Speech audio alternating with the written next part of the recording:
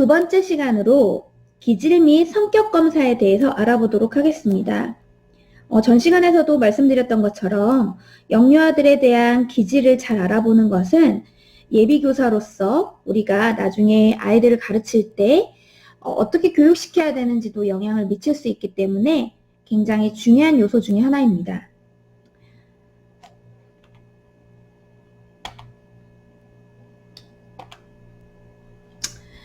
기질 및 성격 검사에는요, 여기 책 40페이지에 나온 것처럼 미국 워싱턴 대학교 교수인 클로닝거 외에 여러 학자들이 1993년 심리생물학적 인성 모델에 기초해서 개발된 검사가 있습니다. 이 검사에는요, 4개의 척도와 성격을 측정하는 3개의 척도를 포함해서 모두 7개의 기본 척도로 구성된 검사 도구가 있습니다. 자, 기질에는요, 4가지의 척도가 있습니다. 자극추구, 위험회피, 사회적 민감성, 인내력. 그리고 성격 차원에는요, 3가지 차원의 성격이 있습니다. 자율성, 연대감, 자기초월이라는 척도로 이루어져 있고요. 이 각각의 차원이 측정하는 내용과 척도의 높고 낮음에 따라 영유아의 특징들이 다릅니다. 첫 번째는 자극추구 척도입니다. 자극추구의 척도는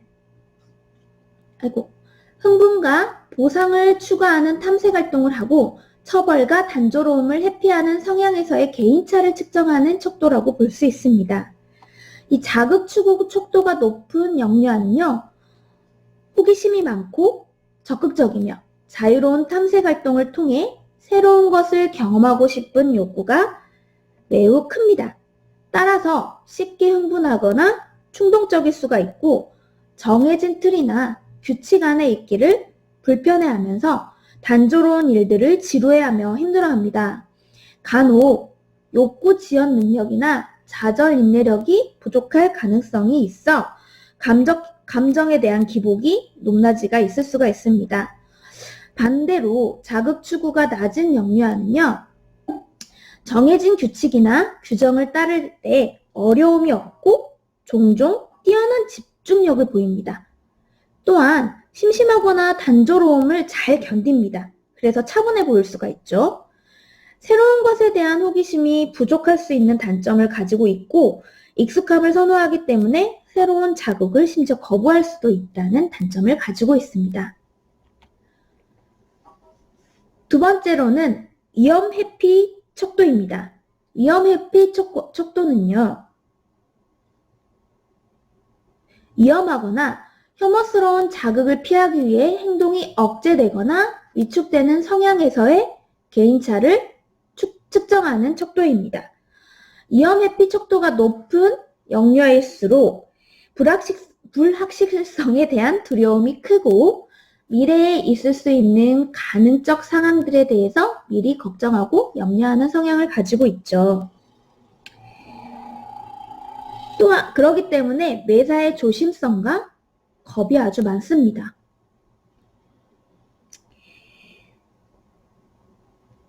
낯선 상황에 대해 불편하거나 또한 위축되거나 수줍음이 많거나 긴장감이 높기 때문에 쉽게 피곤해지고 지칠 수 있는 단점을 가지고 있습니다.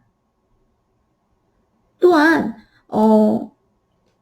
불필요한 걱정이 많죠. 그래서 에너지 소진이 높고요. 제한적으로 세상을 경험할 수 있습니다.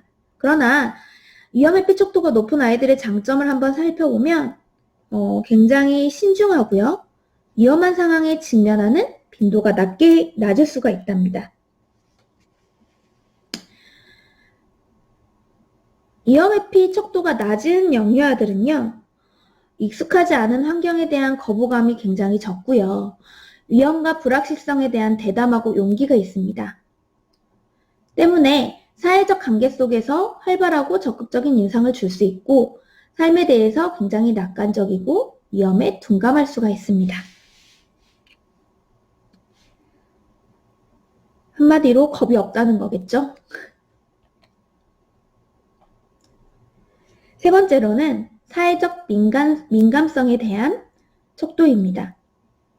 사회적 민감성 척도는요, 사회적 애착에 대한 의존성에서의 개인차, 즉 사회적 보상 신호와 타인의 감정에 대한 민감성에서 개인차를 측정하는 겁니다. 여기서 나오는 사회적 보상 신호, 이 사회적 보상 신호라고 하는 것은요, 인간은 관계 속에서 친밀함을 가지고 나누고 싶고 사랑받고 싶은 욕구를 가지고 있습니다. 때문에 개인에 대한 정서 반응과 행동 반응은 사회적 보상 신호, 그러니까 예를 들어 부모의 칭찬이라든지, 글씨가 잘 예쁘게 안 써지지만 이해해 주세요. 칭찬이라든지 부드러운 음성이라든지 눈맞춤이라든지 이런 것들이 굉장히 사회적 보상 신호라고 할 수 있는데, 이러한 영향에 많은 신호에 영향을 받는 이런 것들을 설명하고 있는 것입니다. 이러한 사회적 민감성 척도가 높은 영유아들은요, 관계에서 친밀감을 나누고자 하는 욕구가 크기 때문에 타인하고 교류하려고 하는 마음이 굉장히 열려 있습니다. 그리고 애정이 많고 따뜻하고 공감 능력이 있죠. 남을 잘 이해하는 이런 공감 능력이 있는데, 때문에 자신과 타인의 감정에 민감하고 관계를 잘 형성하는 편이에요. 그런데 단점은 이런 관계에 굉장히 집착하기 때문에 이러한 관계의 영향을 많이 받을 수가 있어요. 그래서 타인에 대한 관계에 따라서 감정이 쉽게 변하고 의존적일 수가 있다는 단점을 가지고 있습니다. 반면에 낮은 영유아들, 사회적 민감성 척도가 낮은 영유아들은요, 자신과 타인의 감정에 둔감하고 무관심해요.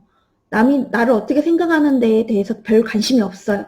그래서 관계의 영향을 적게 받습니다. 그래서 독립적이고 성격이 객관성을 유지할 수가 있겠죠. 그러나 남을 별로 신경 쓰지 않기 때문에 사회적 관계에서 센스가 부족할 수가 있고, 또 타인의 입장을 잘 이해하지 못하기 때문에 사회성이 부족할 수도 있겠습니다. 네 번째는 인내력입니다. 인내력 척도는 보상이 예상되지만 지속적인 강화가 없고 심지어 간헐적인 처벌이 있다 할지라도 한 번 시작한 행동을 끝까지 계속하려는 성향에서의 개인차를 측정하는 거예요. 이 인내력 척도가 높은 영유아일수록 한 번 시작한 활동이 뜻대로 되지 않거나 피곤하다고 해서 쉽게 포기하거나 단념하지가 않고 꾸준히 노력합니다. 반면에 낮은 영유아들은 어떨까요? 어려워 보이는 일에 쉽게 도전하지 않으려고 하겠죠. 그리고 꼭 해야 하는 일이라고 할지라도 뜻대로 되지 않거나 장애물이 있으면 쉽게 단념하는 스타일을 가지고 있습니다. 그래서 현재의 모습에 굉장히 만족감을 느낍니다. 만족을 느끼고 또 더 나은 성취를 위해서 부가적인 노력을 기울이지 않는 실용주의자적인 측면이 있어서 실제 자기가 이룰 수 있는 것에 비해서 성취나 결과가 낮을 수 있다는 단점을 가지고 있겠죠. 다섯 번째로는 자율성입니다. 자율성은요, 자신을 자율적 개인으로 이해하고 동일시하는 정도를 측정하는 형태죠. 이 자율성이라고 하는 건요, 자신이 선택한 목표나 가치를 이루기 위해서 자신의 행동을 상황에 맞게 통제하거나 조절하거나 적응시키려는 능력이라고 정의할 수가 있습니다. 따라서 자율성 척도는요, 자기 자아 분화가 어느 정도 이루어진 유아들에게 적용 가능한 개념이라고 할 수가 있어요. 자율성 척도가 높은 영유아들은요, 자기가 원하는 목표에 맞게 자신의 행동을 조절할 수가 있어요. 자, 엄마가 예를 들어서 10분 TV를 보기 위해서 이거를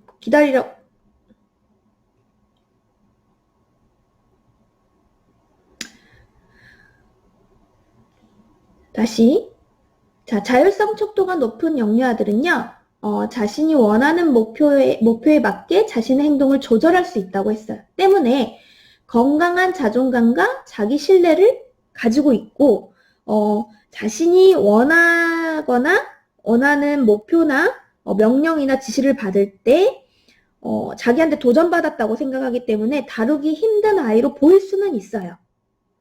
반면에 자율성 척도가 낮은 영유아들은요, 마음이 약하고 상처에 취약합니다. 자존감 당연히 낮겠죠. 그리고 자기 신뢰감도 낮겠죠. 때문에 쉽게 남을 원망해요. 아, 이건 너 때문에 그랬어. 엄마 때문에 그랬어. 하는 이런 문제 상황을요. 원인을 타인에게 돌리기 쉽습니다. 때문에 외부에 대한 자극과 압력에 따라서 반응하는 경향을 보이기도 하죠. 6번째로는 연대감입니다. 타인에 대한 수용 능력이라든지 타인과의 동일시 능력에서 개인차를 측정하는데요. 연대감 척도가 높은 영유아일수록 관계 속에서 함께 협력하고 도움 주기를 좋아하고 공감적이며 타인에게 지지적인 성향을 가지고 있습니다. 기본적으로 관계 속에서 수용적인 태도와 부드러운 인상을 갖고 있겠죠. 반면에 연대감 척도가 낮은 영유아일수록 독자적으로 행동하는 것을 선호하고 공감 능력이 낮을 수가 있겠습니다. 타인보다는 자신의 욕구와 원함이 우선시되기 때문에 즉 타인에 대한 배려가 굉장히 적을 수가 있겠습니다. 7번째로는 자기 초월에 대한 척도입니다. 자기 초월은요, 우주 만물과 자연을 수용하고 동일시해서 이들과 일체감을 느끼는 능력에서의 정도를 측정하는 척도입니다. 여기서 나오는 자기 초월의 하위 척도는 환상과 영성이래요.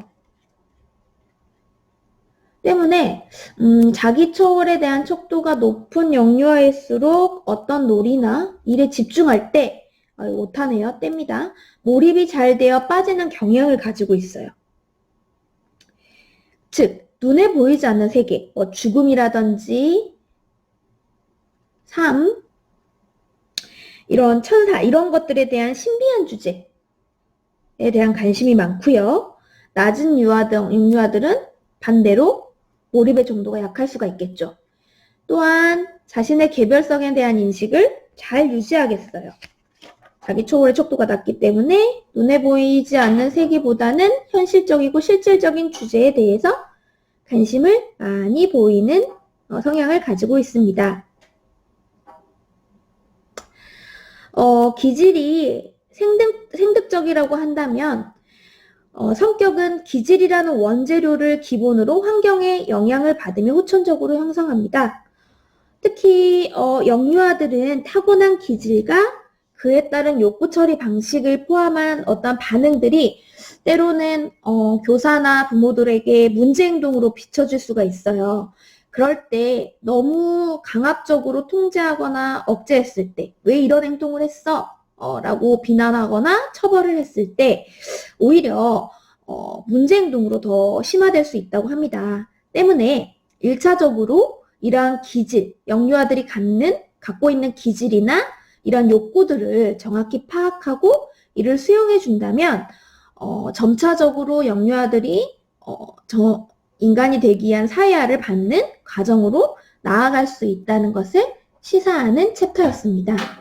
다음 시간에는 애착에 대해서 알아보도록 하겠습니다.